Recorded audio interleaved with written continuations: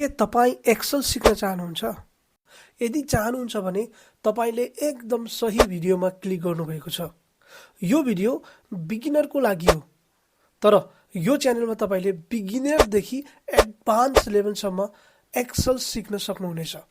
जब तपाईले एक्सेल सिक्नुहुनेछ, यसले तपाईलाई कन्फिडेन्ट दिनेछ आफ्नो काममा र साथै कुनै जब गर्न चाहनुहुन्छ भने पनि यसले तपाईलाई अझ धेरै सहायता गर्नेछ। भिडियोलाई स्किप नगरी पुरै हेर्नुहोला, किनकि हरेक पोइन्ट तपाईको लागि महत्त्वपूर्ण हुनेछ। आउनुहोस् सुरु गरौँ। साथीहरू, सबभन्दा पहिले तपाईले आफ्नो कम्प्युटरमा अथवा ल्यापटपमा भएको एक्सेललाई चाहिँ ओपन गर्नुहोस्। ओपन गरिसकिसकेपछि तपाईले देख्न सक्नुहुन्छ यहाँनिर विभिन्न अप्सनहरू खुलेको छ, जसमा चाहिँ यहाँनिर टेम्प्लेटहरू पनि दिएको छ। तर हामीले सबभन्दा पहिला चाहिँ ब्ल्याङ्क वर्कबुकलाई सेलेक्ट गरौँ। जब तपाईले ब्ल्याङ्क वर्कबुकलाई सेलेक्ट गर्नुहुन्छ, त्यसपछि तपाईको अगाडि यस्तो प्रकारको एउटा इन्टरफेस देख्नुहुन्छ, जो चाहिँ एक्सेलको इन्टरफेस हो। यहाँनिर तपाईलाई मैले एक्सेलसँग परिचित गराउन चाहन्छु।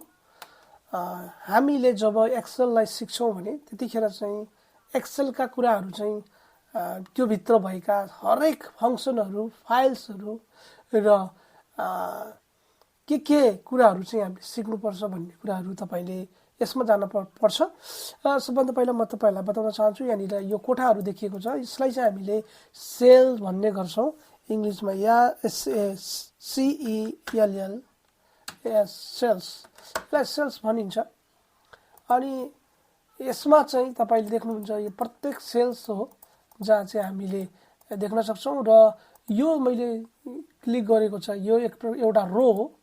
तपाईले देख्न सक्नुहुन्छ यो रो हो, अर्को रो हो, यो 1 2 3 4। अनि तपाईलाई लाग्न सक्छ कि यो 1 2 3 4 5 6 7 8 10 100 कतिवटा रो यसमा छ भनेर तपाईले जान्न तपाईलाई इच्छा हुन्छ होला। त्यसको लागि चाहिँ हामीले किबोर्डमा भएको तपाईको कन्ट्रोल अनि डाउन एरोलाई तपाईले के गर्नुहोस् भन्दा क्लिक गर्नुहोस्। सिधै तपाईँ डाउन एरोलाई चाहिँ तपाईले जब दबाउनु भयो भने तब चाहिँ तपाईँ पुग्नुहुन्छ एक्सेलको लास्ट रोमा, जो चाहिँ 10,48,576 वटा छ। र फेरि हामी पहिलेको अवस्थामा आउनको लागि कन्ट्रोल अप एरोलाई हामी क्लिक गरौँ, दबाइदिउँ। त्यसपछि हामी फेरि त्यहाँ पुग्छौँ। र यसै गरिकन यो एउटा रो भयो, र यो एउटा चाहिँ तपाईले देख्न सक्नुहुन्छ यो चाहिँ कोलम हो। यो चाहिँ कोलम, कतिवटा कोलम होला भनेर तपाईले फेरि तपाईलाई जान्ने जिज्ञासा होला, जसमा चाहिँ हामीले यसलाई जान्नको लागि त फेरि तपाईले कन्ट्रोल प्लस राइट एरोलाई दबाउनुहोस् र तपाईँ लास्टमा पुग्नुहुन्छ, जो हामी अहिले लास्टमा पुगेका छौँ। र फेरि अब हामी फेरि पहिलाको अवस्थामा आउन कन्ट्रोल लेफ्ट एरोलाई दबाइदिनुहोस् र हामी फेरि पहिलेकै अवस्थामा पुग्छौँ, है त। यहाँनिर तपाईले बुझ्न सक्नुहुन्छ कि यो एक प्रकारको धेरै रो र धेरै कोलमहरू हामीसँग छन्, र यसमा चाहिँ प्रशस्तै मात्रामा हामीले डेटाहरूलाई के गर्न सक्छौँ, स्टोर गर्न सक्छौँ, राख्न सक्छौँ। त्यही कारणले गर्दाखेरि यो चाहिँ संसारमै मोस्ट पपुलर डेटा राख्नको लागि, एउटा डेटाको काम गर्नको लागि, हैन, डेटा इन्ट्रीको काम गर्नको लागि एकदमै राम्रो सफ्टवेयर मानिन्छ, जो चाहिँ प्रत्येक कम्प्युटरमा पनि हुन्छ। र यसमा चाहिँ हामीले सिक्नुपर्ने कुराहरू धेरै छन्। हामी अब म तपाईलाई सबैभन्दा पहिला चाहिँ बेसिक कुराहरू सिकाउन चाहन्छु। यहाँनिर तपाईले देख्न सक्नुहुन्छ माथि विभिन्न प्रकारको ट्याबहरू देख्न सक्नुहुन्छ। यहाँनिर home, insert, page layout, formula, data, review, view, developer यहाँनिर देख्नुहुन्छ। यहाँनिर चाहिँ तपाईले कुन चाहिँ भर्जन युज गरिरहनु भएको छ त्यही भर्जन अनुसारकै हुन्छ। र यो डेभलपर भन्ने अप्सन चाहिँ तपाईकोमा देखिएको छैन होला, त्यो चाहिँ कसरी निस्किन्छ भनेर म पछि तपाईलाई बताउँछु। अहिले चाहिँ हामी यी कुराहरूलाई चाहिँ अध्ययन गरौँ। आज म तपाईलाई होम ट्याबको बारेमा केही कुराहरू बताउँछु। यहाँनिर तपाईँ देख्न सक्नुहुन्छ होम ट्याब भित्र पनि विभिन्न फङ्सनहरू रहेका छन्, जो चाहिँ यो ट्याब चाहिँ पहिलो कोलम हो यो पनि। अनि यहाँनिर देख्न सक्नुहुन्छ बार लागेको छ, सेकेन्ड कोलम, थर्ड कोलमको भित्र पनि दुईवटा कोलमहरू छन्। अनि त्यसरी फेरि फोर्थ, फिफ्थ यस्तै गर्दै गर्दै गर्दै तपाईले यहाँनिर देख्न सक्नुहुन्छ। र यो कुराहरू हामीले जान्नुपर्ने हुन्छ। यदि तपाईले एक्सेल सिक्न चाहनुहुन्छ, एक्सेलको बारेमा धेरै नलेजहरू हासिल गर्न चाहनुहुन्छ भने चाहिँ तपाईले यसमा सिक्नै पर्ने हुन्छ, यसको बारेमा तपाईले जान्नै पर्ने हुन्छ।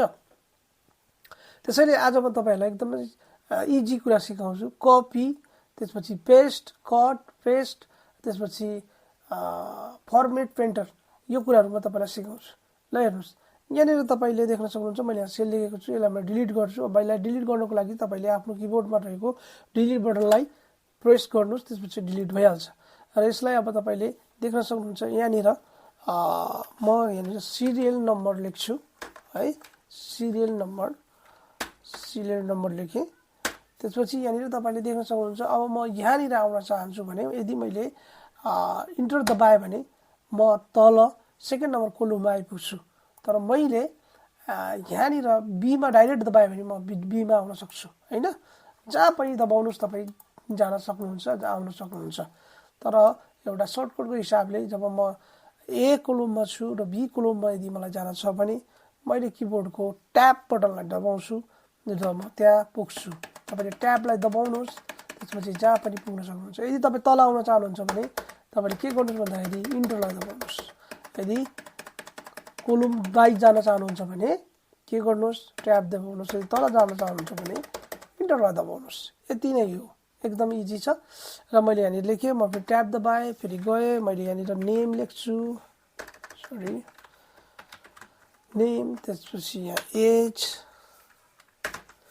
त्यसपछि यहाँनिर एड्रेस, अनि त्यसपछि यहाँनिर नम्बर लेखिदिन्छु 1 2 3। अब तपाईँ जति लगाउन सक्नुहुन्छ। मैले यसलाई डिलिट गरेँ। अब यहाँनिर कतिसम्म तपाईँ जान सक्नुहुन्छ। जानको लागि यहाँनिर एकदम सिम्पल एउटा छ। तपाईले यसलाई एकलाई तपाईले दबाउनुस्, त्यसपछि तल त्यसलाई सिलेक्ट गर्नुस्। सिलेक्ट गरिसकेपछि यहाँनिर डट देख्नु भएको छ। यो डटमा मैले जब यसलाई कर्सरलाई लान्छु त्यतिखेर देख्न सक्नुहुन्छ यो प्लस चिन्ह भएर आएको छ, कालो प्लस चिन्ह। यसलाई मैले यदि ड्र्याग गरेर खिचेँ भने, ताने भने मोबाइल यो माउसबाट हेर्नुस्, यो चाहिँ अटोमेटिकली यसले आफ्नो नम्बर वाइज नै तल ड्र्याग हुँदछ। यो चाहिँ त्यो सिम्पल छ। यसको लागि म तपाईलाई भने र अर्को अब नाम लेखौँ यहाँनिर गीता हिरा रमेश।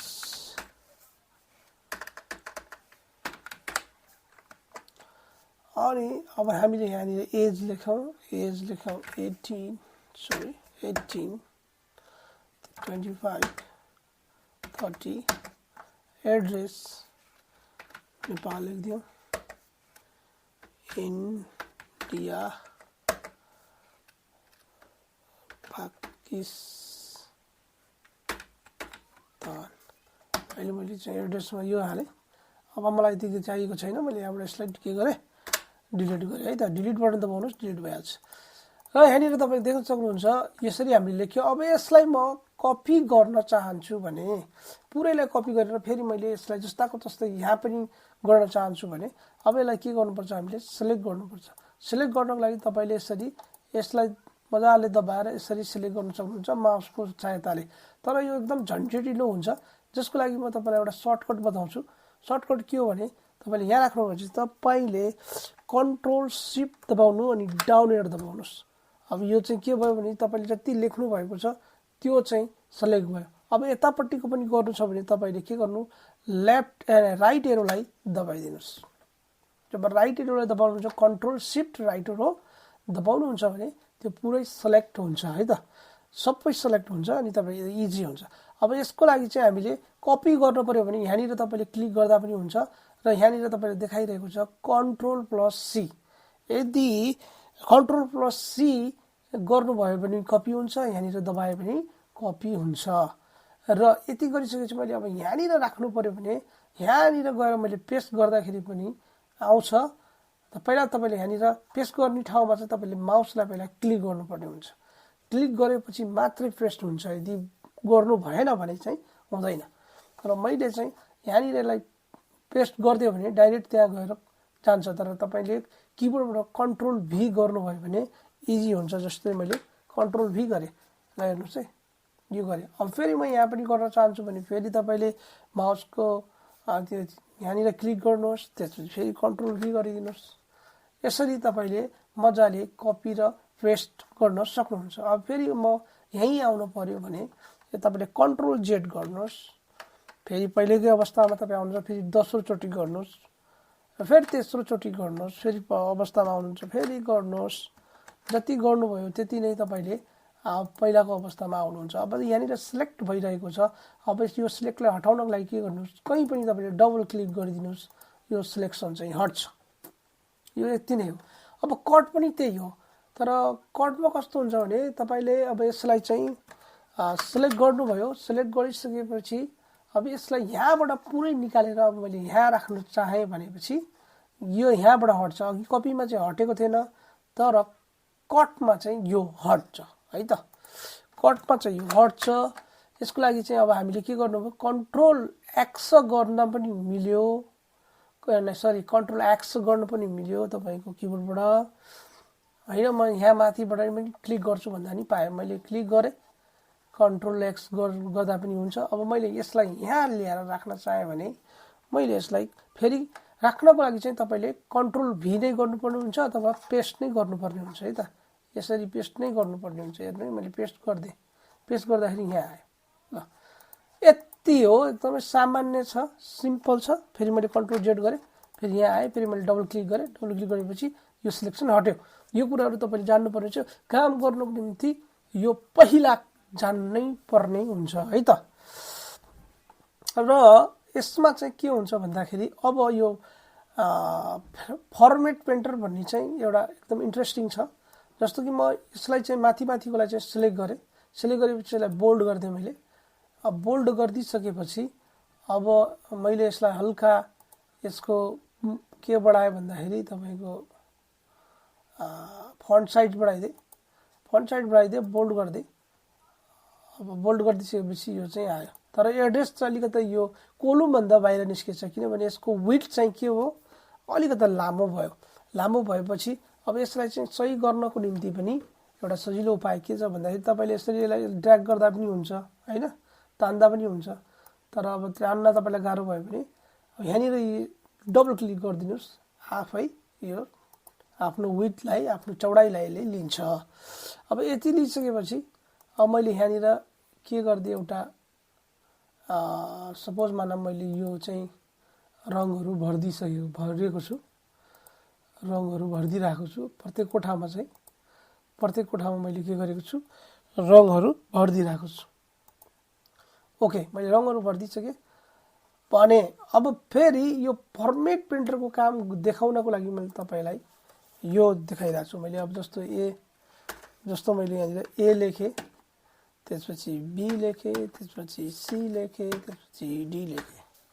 यति लेखिसकेपछि अब मलाई यो तरिकाको स्टाइल यो चारवटामै चाहियो भने मैले के गर्ने त भनेपछि यही कामको लागि युज हुनको लागि चाहिँ फर्मेट प्रिन्टर आएको छ। हेर्नुहोस्, यो मैले यहाँनिर क्लिक गरेँ, यो वाला स्टाइल मलाई यहाँ ए मा चाहियो भने अब मैले यहाँनिर यसलाई सिलेक्ट गरेको छु र फर्मेट प्रिन्टरमा गर्छु। गरिसकेपछि यस्तो प्रकारको एउटा यो आएको छ, चिन्ह आएको छ, यो ब्रसको चिन्ह। अब मैले यहाँनिर यसलाई क्लिक गरिदिन्छु। ल हेर्नुहोस्, ट्याक्कै भयो कि भएन, जस्तो छ त्यस्तै भयो, तर ए चाहिँ बदलेन है त। अनि फेरि यसलाई अर्कोलाई पनि गरौँ, ल यो पनि भयो, फेरि यसलाई पनि गरौँ, यो पनि भयो, फेरि यसलाई पनि गरौँ, यो पनि भयो। यो चाहिँ तपाईले देख्न सक्नुहुन्छ कि यसको पुराको पुरा डिजाइन चाहिँ हामीले फर्मेट पेन्टरबाट चाहिँ इजिली के गर्न सकेका छौँ, यसलाई ट्रान्सफर्म गर्न सकेका छौँ। त्यहाँनिर यहाँबाट ट्रान्सलेट उतातिर ट्रान्सफर्म गर्न सकिरहेका छौँ है त, ट्रान्सफर गर्न सकिरहेका छौँ भनौँ न। अब एक गर्दाखेरि त झ्याउ हुन्छ। अब एकैचोटि जानको लागि चाहिँ तपाईले फेरि के गर्नु पर्यो, कन्ट्रोल जेड गर्छु म फेरि पहिलेको अवस्थामा है। र अब के गर्छु भन्दाखेरि डबल क्लिक गरेर पनि गएन, यहाँनिर तपाईँले डबल क्लिक गर्नुपर्छ। डबल क्लिक गरिसकेपछि के भयो भन्दाखेरि अब यसलाई चाहिँ मैले पुरै के गरे सिलेक्ट गरे ल हेर्नुस् है यसलाई पनि ती चारवटालाई मैले सिलेक्ट गरे सिलेक्ट गरिसकेपछि यहाँ गएर फर्मेट प्रिन्टरमा गए फर्मेट प्रिन्टरमा गइसकेपछि मैले यहाँ आएर क्लिक गरिदिएपछि चारवटै के भयो त अब चारवटै जस्तो यसको स्टाइल थियो त्यस्तै स्टाइल यहाँ आयो किन मैले यहाँनिर लेख्दाखेरि चाहिँ मिस्टेक गरिरहेको छु नै कन्ट्रोल जेड गर्दाखेरि चाहिँ त्यो हटेको रहेछ है त यो एकदम इजी कुराहरू छ तपाईलाई मैले यो कुरा बताएँ र मलाई लाग्छ तपाईले यो कुरा एकदम सजिलोसँग बुझ्नुभयो अब एक्सेल खोलिसकेपछि तपाईले control C control X control V यो चाहिँ इजिली गर्न सक्नुहुन्छ हैन कुनैलाई डुप्लिकेट गर्न सक्नुहुन्छ कुनैलाई तपाईले कट गरेर अर्को ठाउँमा ल्याउन सक्नुहुन्छ त्यसपछि फर्मेट प्रिन्टरलाई तपाईले डिजाइन बनाइसकेपछि त्यो डिजाइनलाई अर्को ठाउँमा इजिली के गर्न सक्नुहुन्छ इजिली तपाईले त्यसलाई प्रयोग गर्न सक्नुहुन्छ आशा छ यो भिडियोबाट तपाईले धेरै कुराहरू सिक्नुभयो होला धेरै कुराहरू जान्नुभयो होला भिडियो मन परेको छ भने भिडियोलाई लाइक गरिदिनुस् र पहिलो चोटी हाम्रो च्यानललाई हेर्दै हुनुहुन्छ भने च्यानललाई पनि सब्स्क्राइब गर्नु होला र छेउमै भएको नोटिफिकेसन बेलमा पनि क्लिक गरेर आफ्नो भिडियो चाँडोभन्दा चाँडो पाउनको लागि चाहिँ सुरक्षित गर्नु होला धन्यवाद छ सबैजनालाई भिडियो हेरिदिनुको निम्ति जय नेपाल नमस्ते